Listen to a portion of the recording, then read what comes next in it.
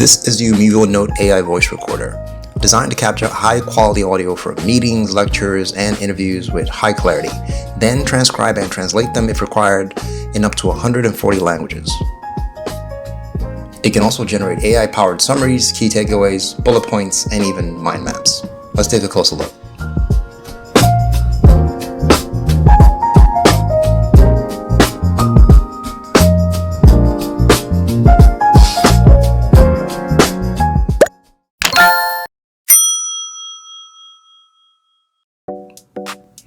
In the box, you get the primary slim credit card-like device, pretty sleek, a carrying case which helps it attach via MagSafe to your phone, a proprietary charging cable, try not to lose it, a Note adapter to aid transfers if required, and a magnetic ring for devices that aren't MagSafe compatible by default, and of course, a user guide. The device looks pretty slick and feels pretty good, like a credit card, coming in at about 49 grams in weight and 0.3 inches in thickness. It is slightly thicker than a credit card. It has one button on the top right for activating recording and another slider on the top left for selecting between recording notes and call recording.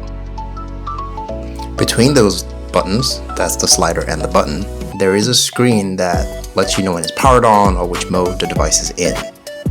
The back is pretty plain, save for the screws around the edges that hold it together, and near the base there are charging pins for that proprietary charger I told you not to lose.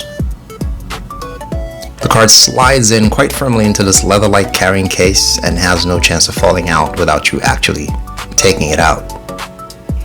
And it needs this case because the device itself is not magnetic, so you can't stick it on your phone without the case, which is MagSafe magnetic. Does it need to stick to your phone to work? Not exactly. For regular voice notes, you can pretty much just use it anywhere within 10 feet of range, but for phone calls, it works best when attached to your device, and the button is switched to the call recording mode. This allows it to pick up vibrations from the device and give a more accurate recording. So, how do you record? To start the recording, you short press the button on the right, and the device will vibrate once, indicating that recording has started. To stop, you short press the button again and it vibrates twice to let you know the recording is over or stopped. Your recordings are saved on an internal 64 gig memory, which translates into about 2400 minutes or 40 hours of recording.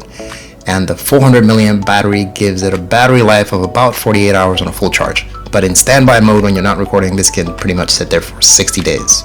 So always ready to go when you are within 2 months. The other half of the transcription and transcribing magic works with the app.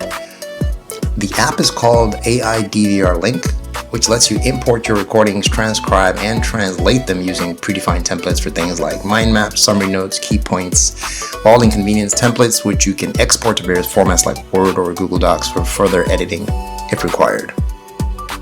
You don't actually always have to press the button on the device itself. Say the device is on a table between you and what you're recording.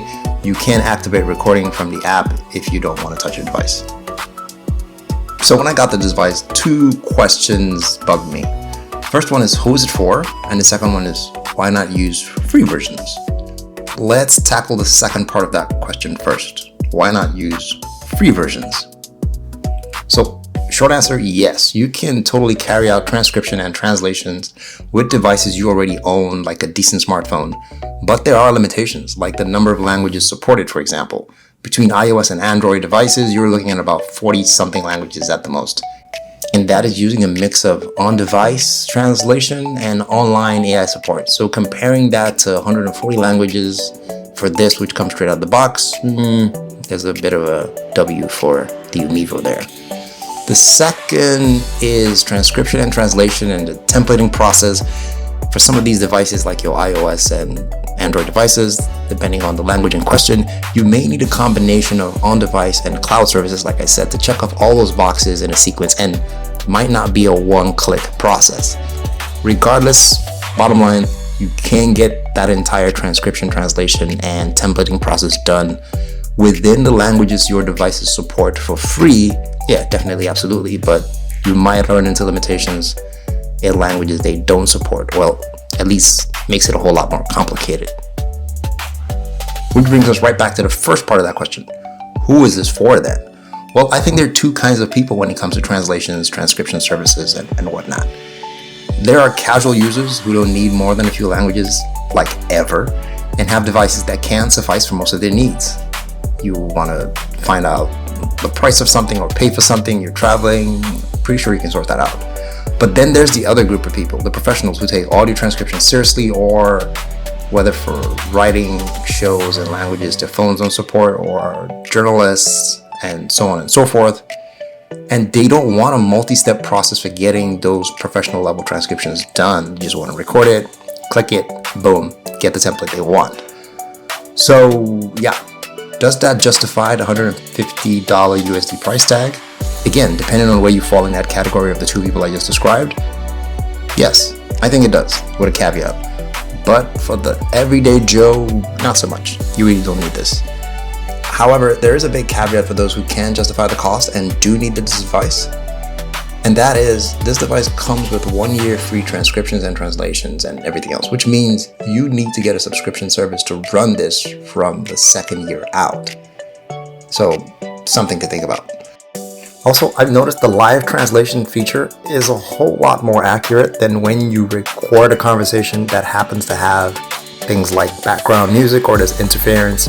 It tries to transcribe that along with the words and sometimes gets really murky in the transcription post-recording.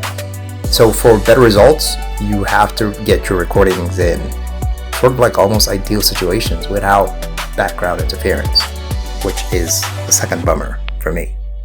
Let me know what you guys think in the comments below, and I will see you in the next one. Take care.